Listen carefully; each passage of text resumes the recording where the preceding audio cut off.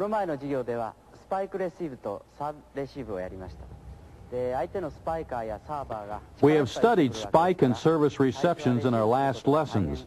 At the beginning, you were naturally afraid of the spike or serve ball as the opponent's players hit them very hard in order to get points. 時々試合の時に自分の構えている前に力いっぱいスパイクを打たれたり、あるいは隣の人との間 But through our lessons, you are getting accustomed to receiving these balls. その際には If the opposition has very good spikers, they sometimes hit the spikes so hard that you cannot receive them at all.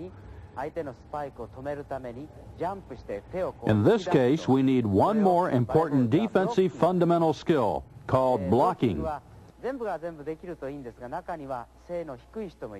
Tall players who are positioned in the front line and can stretch their arms above the top of the net should jump near the net for blocking against opponent's spikers. But if you are not so tall, you should move back court for receptions.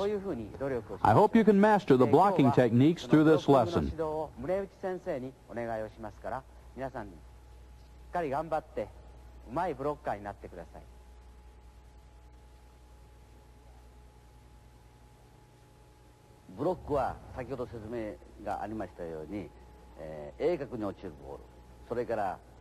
I would like to explain the angles which are needed in blocking techniques using this blocking board.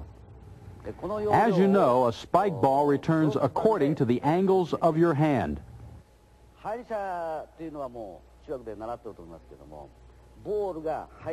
When your hands face upward or vertical, the blocked ball usually returns over the end or sidelines. So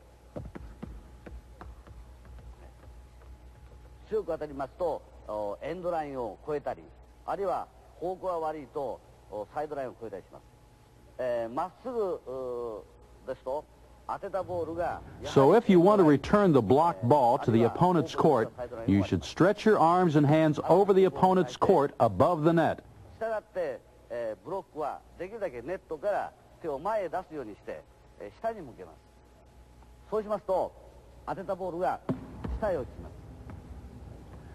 When you keep your arms and hands in this angle, a blocked ball returns very hard to the opponent's court, and it is very difficult to cover.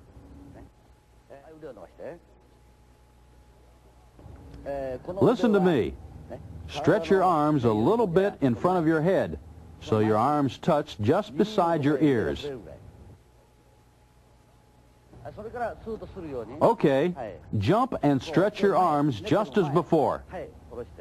In blocking, you should pay attention to stretching your thumb and small fingers outward, and then stretch all other fingers as well when you contact the spiked balls.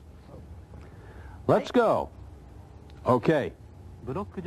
Before takeoff in blocking, you should keep both arms just beside your ears and keep low ready position, bending your knee about 100 degrees. In the takeoff, swing your elbows up and stretch your whole body powerfully. When you stretch your arms, pull your waist backward and keep both hands above the net at the top of the jump.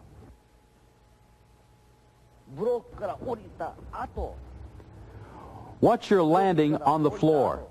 The ball may return quickly just behind you. So before landing, you should twist your upper body to react quickly to the next action.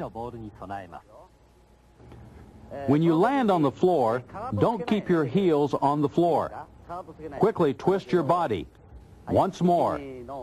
Ready? 1, 2, and 3. Quick. 1, 2, and 3. Quick. Keep low. As a first step, we should master the correct form in blocking with this exercise. You should not stretch your arms from this posture. Start from this posture. Okay? Good. Good. When a spiker hits a spike far from the net, it takes some time to arrive over the net. So you should jump up more slowly in this case. Let's jump. Let's go. Your form in blocking is wrong. Don't stay away from the net. Stretch your arms close to the net. Stretch your arms over the net. Okay. Don't swing your arms. Stretch straight. Bend your hands at the wrist and punch the ball downward. Watch your arms. Don't stretch far from the net.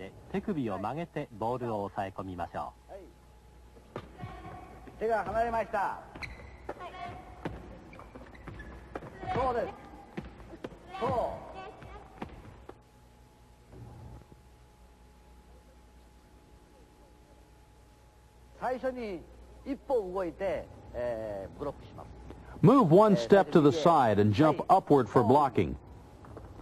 One step right first. Okay, jump. Before you jump, you should move toward the spiker in a low ready position. When you move left, step wide and to your left with your left foot and move your right foot just near the left, keeping the low fundamental ready position for blocking. Move 2 steps left and right and jump for blocking. 2 steps right, then jump up. 1, 2, and jump. Once more. Left, 1, 2, jump. When we move sideways for blocking, you should adopt one cross step to prevent incorrect blocking positions. Before you jump, you should face directly toward the net and jump upward, not sideways. You must always keep the low posture when you move for blocking. This is very important. When you move sideways, you should always be ready with the low posture without changing the posture vertically. Keep low all the time before blocking.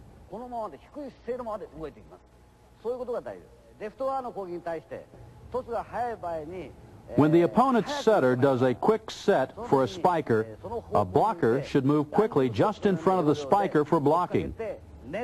In this case, you may use a dash facing the direction of the setup, but you should face directly at the net before blocking. Even in the dash footwork, you should use the cross-step technique, twisting the last step to prevent a sideways jump. Always face just to the net and jump upward.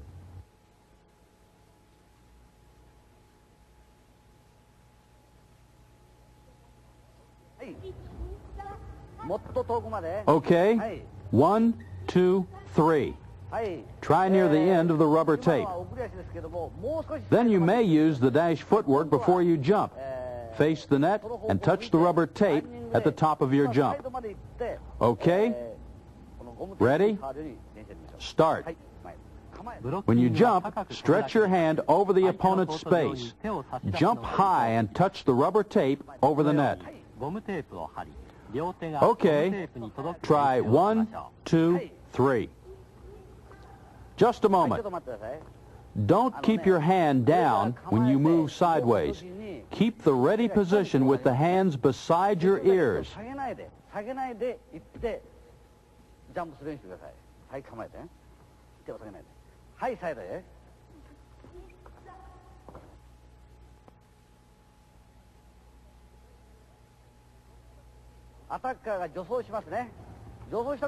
When you move sideways, you should always watch the direction of the approach of the spiker in order to anticipate the spike direction.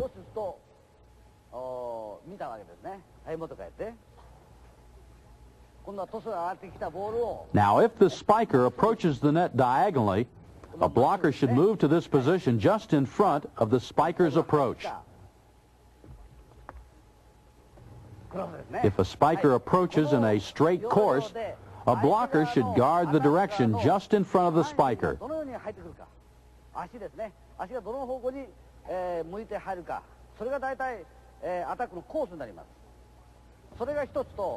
So by watching the final steps of the spiker, you can decide the position of the final takeoff for blocking.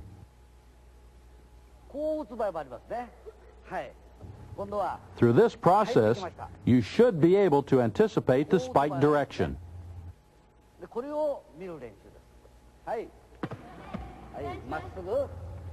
Blockers should not only look at the ball, but watch the direction of the spiker's final steps. Decide the position of the takeoff just in front of the spiker's steps. Also, you should watch the motion of the spiker and position of the ball on takeoff. Then you should stretch your arms for blocking according to the direction and timing which you have anticipated. Don't be afraid and hesitate. Stretch your arm, forming a broad board. Then you will succeed in your blocking.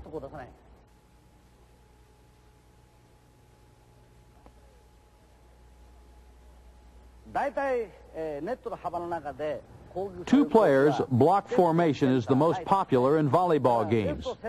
In this case, we should understand who should be the center of this blocking. I'll show you a sample of this principle. When the left spiker is hitting a spike, who should predict the direction of the spikes? In this case, the blocker position closest to the spiker, called key blocker, should anticipate the direction. So the right blocker should be the center blocker and jump just in front of the anticipated spike direction. The center blocker should move next to the right blocker as soon as possible and jump upward with right blocker at the same time for blocking. Okay, very good.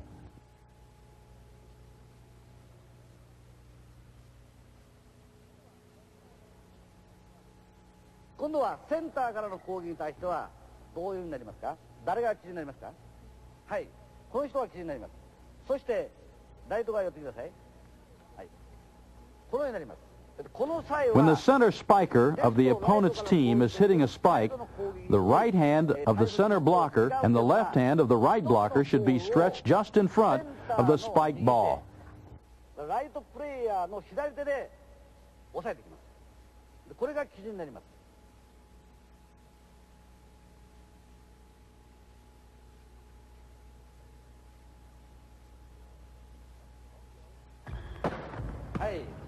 Okay, let's go.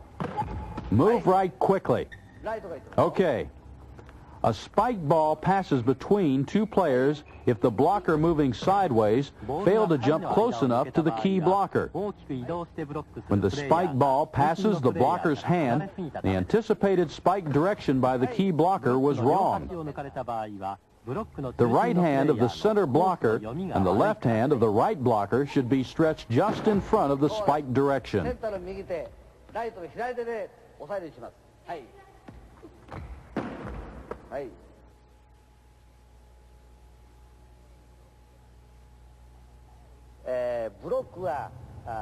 Always the front line player who did not participate in blocking should move backwards for a possible spike reception.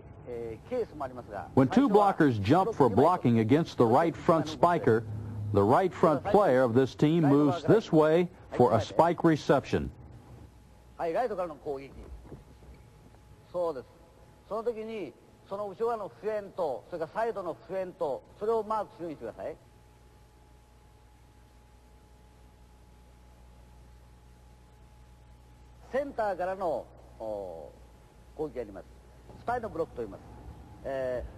Against the center spiker, two blockers in center and the right front player jump for blocking. The left front player should move behind the blockers for faint ball reception.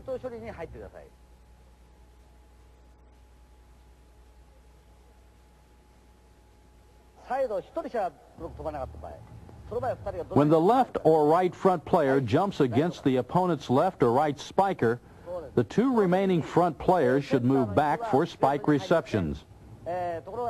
When the right spiker of the opponent's team hits a spike and the left blocker jumps for blocking, the center front player should move for a faint ball reception to this position, and the right front player moves back for a spike reception, keeping this position shown in the diagram. In this case, both the left and right front players should move to the side of the blocker. A long spike behind the blocker should be received by the center back player. So the left and right front players should be set to receive the faint ball near the net. ブロックに飛ばないケースの場合、どういうケースがあるかというと、ネット際でこれは明らかにネットよりボールが下で打てないという場合、チャンスボールの場合。When opponent's spiker cannot hit spike properly, all front players should move backward as shown in this diagram for receptions. どのようになりますか？やってみましょう。はい。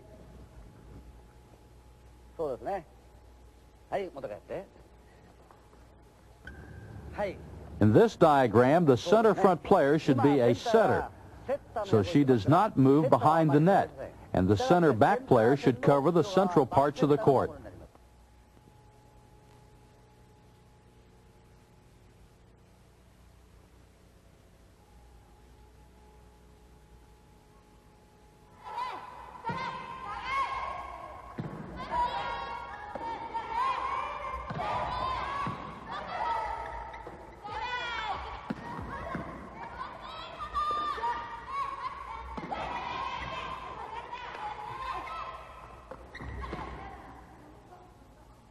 ブロックの勉強をしたら、実際のゲームの中で After we have studied the fundamentals and principles of blocking techniques, we can use them in actual game situations in accordance with the level of the opponent's techniques.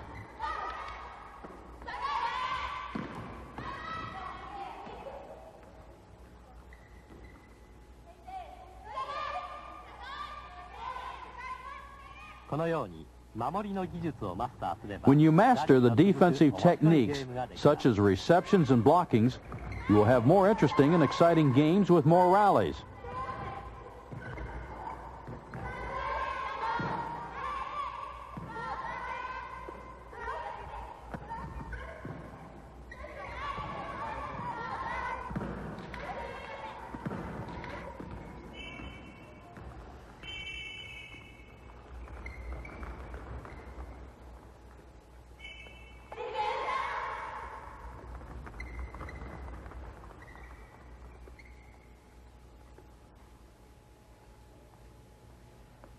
このバレーボールの授業の最初では組み手のパスの練習から入ったんですね。だけど今の試合見てるとね、もう大変上手くなってみんな立派なスパイクも。 At first we learned fundamental skills such as the pass and setup. で今日のブロッキングの授業でですね、一通りバレーボールの基本技術を全部練習したことになります。 Now you have improved all these skills very quickly, which are needed in game situations. 正しい技術、この授業でやったようないろんな技術をまず身につけること、これが非常に大事ですね。そして試合はバレーボールは一人じゃできないんです。ですからみんなが助け合って楽しく試合をするというこういう心がけが。 Can you enjoy your volleyball games? When you master all the fundamental skills through our lessons, you should consider how to improve your teamwork and coordination. You can continue and enjoy volleyball games not only in school, but also in social sports activities in the future. Thank you very much for your cooperation during our volleyball lessons.